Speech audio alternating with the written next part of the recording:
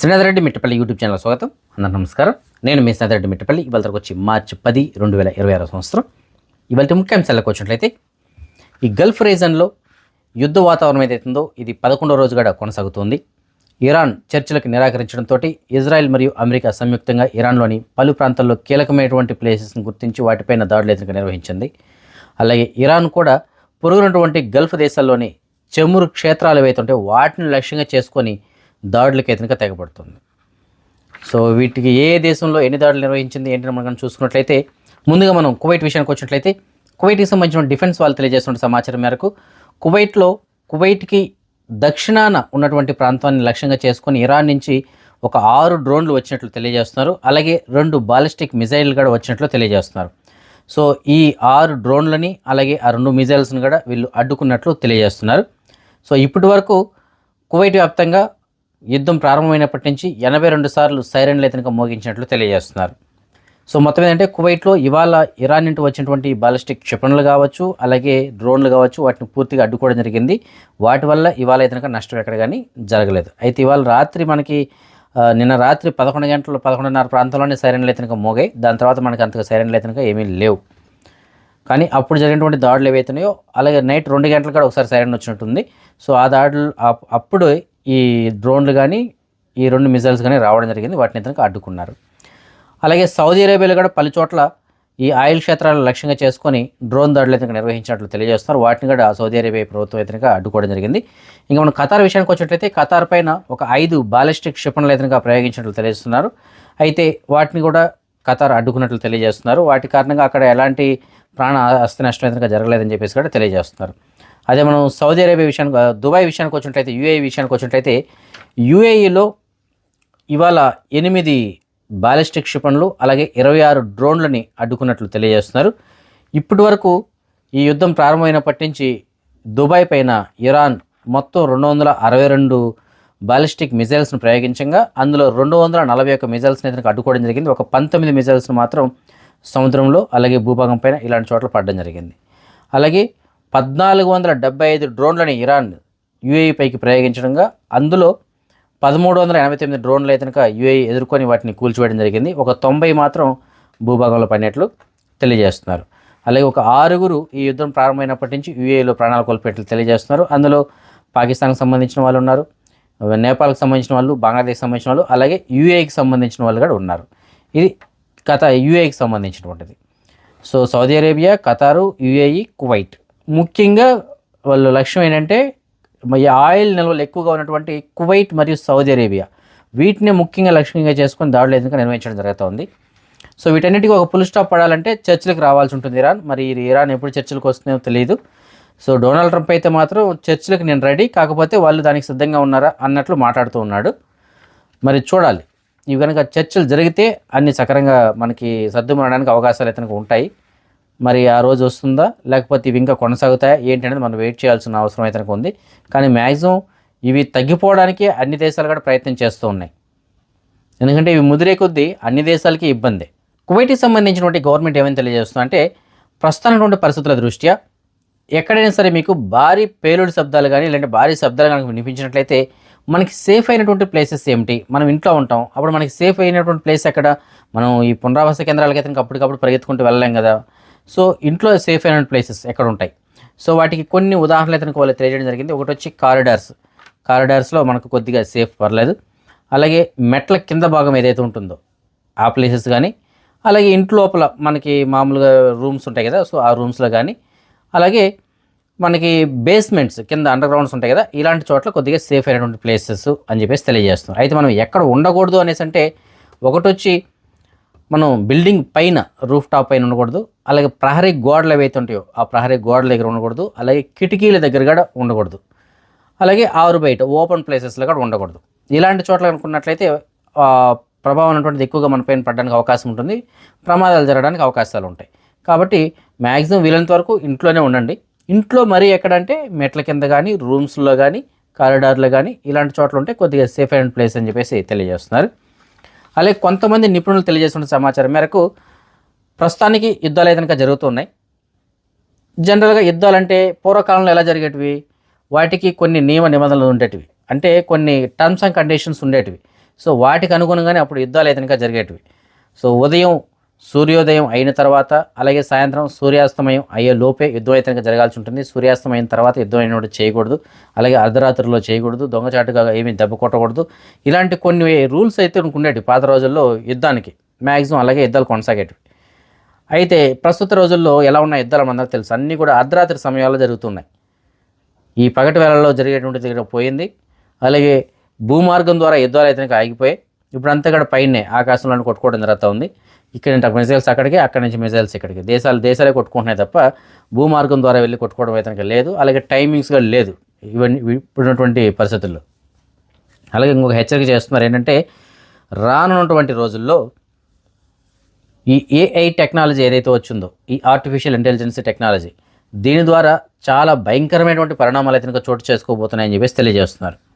అది మంచి కావచ్చు, చెడు కావచ్చు. ఎక్కువగా చెడు జరగడానికి అవకాశాలు ఉంటాయని చెప్పేసి అంటున్నారు ఈ యుద్ధాల కారణంగా. ఎలా అంటే, రానటువంటి రోజుల్లో ఈ ఏఐ టెక్నాలజీని ఉపయోగించి మిజైల్స్కి, డ్రోన్స్కి ఇలాంటి వాటికి అయితే వాళ్ళు వాడడం జరుగుతుందని చెప్పేసి అంటున్నారు. ఇప్పటికైతే వాటికి ఆ విధంగా లేదు, కానీ భవిష్యత్తులో వచ్చేటువంటి డ్రోన్లు కావచ్చు, మిజైల్స్ కావచ్చు, ఇతరత్ర వాటికి ఈ ఏఐ టెక్నాలజీ అయితే వినియోగించబోతారు. సో వాటిని వినియోగించినప్పుడు ఖచ్చితత్వమైనటువంటి దాడులు ఏదైనా జరగడానికి అవకాశం ఉంటుంది. ఏఐ ఏం చేస్తుంది, దానికి ఏదైనా అడ్డంకులు ఉన్నా సరే తప్పించుకొని వెళ్ళి అప్పటికప్పుడు సొంత నిర్ణయాలు తీసుకొని దానికి నిర్దేశించిన టార్గెట్ పైన అది దాడి చేస్తుంది. ఎటు పరిస్థితుల్లో సరే అది తప్పించుకోవడానికే ట్రై చేస్తుంది అనమాట. సో ఆ విధంగా ఉంటుంది. అలాగే డ్రోన్లు కూడా వాటికి ఆలోచన జ్ఞానం అనేది ఓన్గా ఉంటుందన్నమాట. ఆర్టిఫిషియల్ ఇంటెలిజెన్స్ దానికి అదే అప్పటికప్పుడే సొంత నిర్ణయాలు తీసుకొని నిర్దేశించినటువంటి ప్లేసెస్ పైన వెళ్ళి దాడి చేయడానికి అవకాశాలు ఉంటాయి. అలాగే ఫ్లైట్స్లో కూడా ఏఐ టెక్నాలజీని ఉపయోగించడానికి అవకాశం ఉంటుంది. మనుషులు లేకుండా వెళ్ళి దాడి చేసేసి రాగలరు. సో ఈ విధంగా ఏఐ టెక్నాలజీ అనేటువంటిది భవిష్యత్తులో చాలా తీవ్రమైనటువంటి పాత్ర అయితే పోషించబోతుంది. తీవ్రమైన నష్టాలను అయితే అది చూపించబోతుందని చెప్పేసి తెలియజేస్తున్నారు. సో ఒకవైపు మంచి ఏమిటి అనేసి అంటే, ముందస్తే గుర్తించడానికి కూడా కొన్ని అవకాశాలు అయితే ఉంటాయి మనకి. సో అది తక్కువే, కానీ చెడుకు కనుక దీన్ని వినియోగిస్తే మాత్రం భవిష్యత్తులో దేశాలే నాశనం అవ్వడానికి అవకాశాలు ఉంటాయని చెప్పేసి హెచ్చరిస్తున్నారు కొంతమంది నిపుణులు. మరి ఏఐ టెక్నాలజీ అంటే అలాగే ఉంది. మరి ప్రస్తుతానికి ఇప్పుడున్నటువంటి పరిస్థితుల్లో కూడా అలాగే ఉంది. దాన్ని మంచిగా వాడుకుంటే మంచిగానే ఉంటుంది, లేకపోతే మాత్రం అది మనల్ని నాశనం చేయడానికి అవకాశాలు ఉంటాయి. కువైట్కి సంబంధించినటువంటి గవర్నమెంట్ ఒక నిర్ణయం తీసుకోవడం జరిగింది. అదేమిటంటే, కువైట్లో ఉన్నటువంటి సైనికులు ఎవరైతే ఉంటారో, ఆర్మీలో పనిచేసిన ఉద్యోగస్తులు ఎవరైతే ఉంటారో, వారి యొక్క భార్యలు ఎవరైనా సరే ఉద్యోగం కనుక చేస్తున్నట్లయితే, ఉద్యోగం చేస్తున్నటువంటి గృహిణులు ఎవరైతే ఉంటారో అలాంటి వారు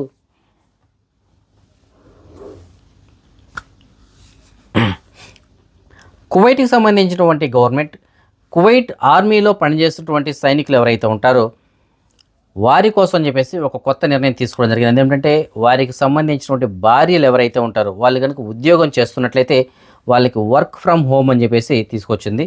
సో ఇది తాత్కాలికం మాత్రమే, పర్మనెంట్ అయితే కాదు. ఎందుకంటే ప్రస్తుతానికి ఉన్నటువంటి పరిస్థితుల్లో వాళ్ళు యుద్ధంలో దానికి సంబంధించినటువంటి డ్యూటీలు అయితే ఉంటారు, డ్యూటీ టైమింగ్స్ ఎక్కువగా ఉంటాయి. సో వాళ్ళు దేశం కోసం కష్టపడుతున్నారు.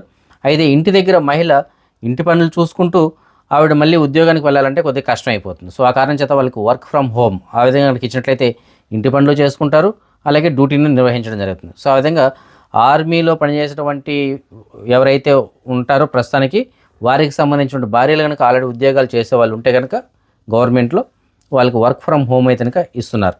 అయితే ఇది తాత్కాలికం మాత్రమే. ఇవన్నీ పరిస్థితులు చక్కబడిన తర్వాత వాళ్ళు మళ్ళీ యథావిధిగా రెగ్యులర్ డ్యూటీస్కి అయితే వెళ్ళాల్సి ఉంటుందని చెప్పేసి తెలియజేస్తున్నారు. కువైట్లో ఇటీవల పలు ప్రాంతాల్లో జరిగినటువంటి డ్రోన్ మరియు క్షిపణి దాడులు ఏవైతే ఉన్నాయో వాటికి సంబంధించినటువంటి శిథిలాలని కువైట్కి సంబంధించిన మినిస్టర్ ఆఫ్ ఇంటీరియర్ వాళ్ళు తొలగించడం జరుగుతుంది. కువైట్లో మీకు ఏదైనా సరే అనుమానిత వస్తువులు కనుక కనిపించినట్లయితే వాటిని మీరు తాకకండి, వాటికి సంబంధించిన సమాచారాన్ని మాకు అందజేయండి అని చెప్పేసి తెలియజేస్తున్నారు. సో ఈ విధంగా పలు ప్రాంతాల్లో వీళ్ళకి లభించినటువంటి వస్తువులు ఏవైతే ఉన్నాయో వాటిని సేకరిస్తున్నారు.